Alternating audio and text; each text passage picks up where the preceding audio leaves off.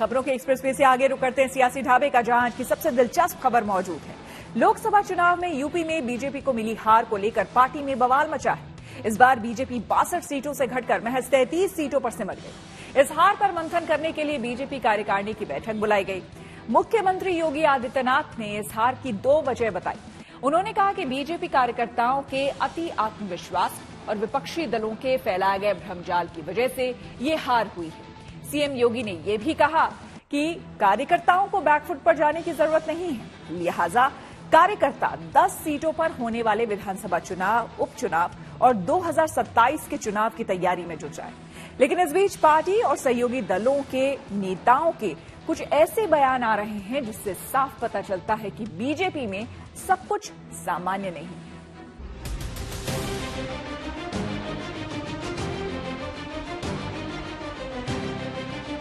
लोकसभा चुनाव के बाद लखनऊ में बीजेपी की पहली प्रदेश कार्यकारिणी की बैठक बुलाई गई और इस बैठक के 2 बड़े मुद्दे थे।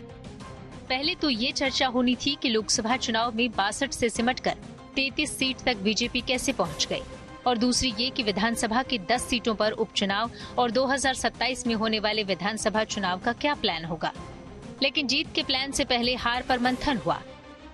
पार्टी नेतृत्व ने जीत के लिए चिंतन का मंत्र दिया और नेताओं ने हार की अलग अलग वजहें बताई। 2022 में जितना मत प्रतिशत भारतीय जनता पार्टी के पक्ष में था, 2024 में भी आप सभी कार्यकर्ताओं के संघर्ष से, प्रयास से, प्रधानमंत्री मोदी जी के नेतृत्व में, माननीय राष्ट्रीय अध्यक्ष जी के नेतृत्व में भारतीय जनता पार्टी उतना वोट पाने में सफल रही। लेकिन जैसा वोटों की शिफ्टिंग होती है और कहीं पर जब हम लोग ये मान करके चलते हैं कि आत्मविश्वास में कि हम तो जीत ही रहे हैं, तो स्वाभाविक रूप से वहां पर कहीं ना कहीं हमें खामियाजा भी भुगतना पड़ता है। मुख्यमंत्री योगी के मुताबिक हार की वजह आत्मविश्वास के अलावा विपक्षी दलों की ओर से फैलाया गया भ्रमजाल भी था, जिसकी काट तैयार करने के लिए सीएम योगी ने सोशल मीडिया पर कार्यकर्ताओं को एक्टिव रहने की नसीहत दी। प्रदेश के हमारे केंद्रीय मंत्रियों, लेकिन सवाल है कि सीएम योगी का आत्मविश्वास वाला ये इशारा किसकी तरफ था, पार्टी के नेताओं या फिर कार्यकर्ताओं की तरफ। ये आत्मविश्वास बढ़ने की वजह, सबसे बड़ी वजह क्या थी, तो ये नारा सबसे बड़ी वजह बनता। ये विश्लेषण का विषय है कि मुख्यमंत्री योगी आदित्यनाथ ने इस नारे को जो है फाइनल करने वालों को जिम्मेदार माना है कि नहीं माना है, कि वो एक जनरल तरीके से कह रहे हैं। इस पे विश्लेषण हो सकता है, लेकिन हाँ, ये जरूर बात है कि उनकी इस बात को गंभीरता से लिया जाना चाहिए। यही वजह है कि बीजेपी में अंदर खाने से लेकर सहयोगी दल तक हार के तरह तरह के कारण गिना रहे हैं, जो सीएम योगी और उनकी सरकार पर सवाल खड़े कर रहे हैं।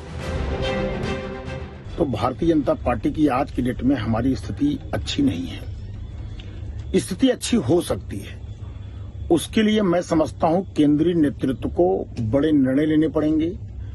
केंद्रीय नेतृत्व को जो है कहीं न कहीं उत्तर प्रदेश के चुनाव पे पूरी तरीके से फोकस करना पड़ेगा। भारतीय जनता पार्टी के एक एक कार्यकर्ता को, एक एक जनप्रतिनिधि को मन से लगना पड़ेगा, तभी हम 27 में सरकार पुनः बना सकते हैं। बार बार हमेशा कहता हूँ कि ढेर सारे अधिकारी ऐसे हैं कि अंदर से हाथी साइकिल पंजा है, ऊपर से कमल ओढ़कर कुर्सी बैठे हैं। जब उनको मौका मिलता है तो डसने का कोशिश। अब इस समय बुजुर्गों का घर गिराएंगे, बुलडोजर लगाएंगे। 90 साल से बैठा हुआ आदमी, गंवार आदमी है, गरीब आदमी है, उसके लिए सरकार हम लोग है ना, तो कानून का सहारा लेकर उसको बुलडोजर लगाएंगे। और इन बयानबाजियों को ज्यादा तरजीह तब मिलने लगी जब यूपी सरकार के डिप्टी सीएम केशव मौर्य ने संगठन को सरकार से बड़ा बताकर एक बड़ा राजनीतिक संदेश दे दिया। संगठन से बड़ा कोई नहीं होता है, संगठन सरकार से बड़ा है, बड़ा था, बड़ा रहेगा। बीजेपी के अंदर हार पर चल रहे चिंतन मनन से लेकर माथापच्ची के बयान सामने आने लगे तो विपक्षी दल भी चुटकी लेने से नहीं चूके। देखिए, सरकार संगठन से बड़ी नहीं होती है, क्योंकि संगठन सरकार बनाता है। लेकिन ये लड़ाई संगठन और सरकार की नहीं है, ये लड़ाई है कि मुख्यमंत्री कौन बनेगा। एक लोग बने रहना चाहते हैं, एक लोग मुख्यमंत्री हटा करके खुद बनना चाहते हैं। उत्तर प्रदेश के जो दोनों डिप्टी चीफ मिनिस्टर हैं वो डिप्टी हटाना चाहते हैं अपने सामने से। माननीय मुख्यमंत्री जी ने जो कहा है वो अपनी जगह है, पर जनता कितना झूठ, कितना वायदा खिलाफी, कितना विश्वासघात बर्दाश्त करे, उसी का परिणाम है चुनाव। क्या वायदा नहीं था काला धन लाएंगे, 15 करोड़ देंगे, 15 लाख देंगे सबको? क्या ये वायदा नहीं था महंगाई कम कर देंगे, 30-35 रुपए में पेट्रोल डीजल बिकेगा? क्या ये वायदा नहीं था कि 2 करोड़ हर लोगों को रोजगार देंगे, 20 करोड़ होगा? 40 साल की बेरोजगारी, क्या ये वायदा नहीं था अच्छे दिन आएंगे? क्या किसानों की आय दुगनी करने का नहीं था? इसलिए हारे हैं। कुछ बीजेपी नेताओं ने उत्तर प्रदेश में खराब प्रदर्शन के पीछे एक नई थ्योरी ढूंढी है। उनका मानना है कि मौजूदा हालात की जिम्मेदार पुलिस प्रशासन है। जो अखिलेश राज में भर्ती किए गए हैं वो बीजेपी कार्यकर्ताओं का उत्पीड़न करते हैं। समाजवादी पार्टी के शासन में चाहे 2003 से उनकी जो सरकार रही, फिर 2012 से जो उनकी सरकार रही, तो उनके शासनकाल में जिस प्रकार से नियमों के विरुद्ध और नियमों को तोड़ते हुए लोगों को उपकृत करने के लिए जिस प्रकार से भर्तियों में खासकर निचले स्तर की और ऊपर वाली भर्तियां भी प्रभावित की गई कहीं ना कहीं, तो कुल मिलाकर एक बड़े तादाद में अपने लोगों को भर दिया। आज पुलिस में भी वो लोग हैं, आज वो नीचे राजस्व में भी वो लोग हैं। वो जानबूझकर कहीं ना कहीं इस प्रकार से कि सरकार की छवि खराब हो और भारतीय जनता पार्टी के कार्यकर्ता का उत्साह ढीला हो और उसका उत्पीड़न करते हैं। बता दें कि 10 जुलाई को 7 राज्यों की 13 विधानसभा सीटों पर उपचुनाव हुए थे। इसमें इंडिया ब्लॉक के खाते में 10 सीटें आई हैं, जबकि बीजेपी को सिर्फ 2 सीटों से ही संतोष करना पड़ा। उपचुनाव में मिली सफलता से इंडिया ब्लॉक के हौसले बुलंद हैं।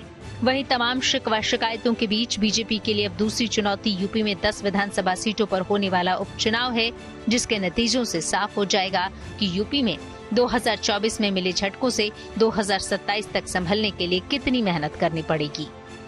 Bureau report, good news today.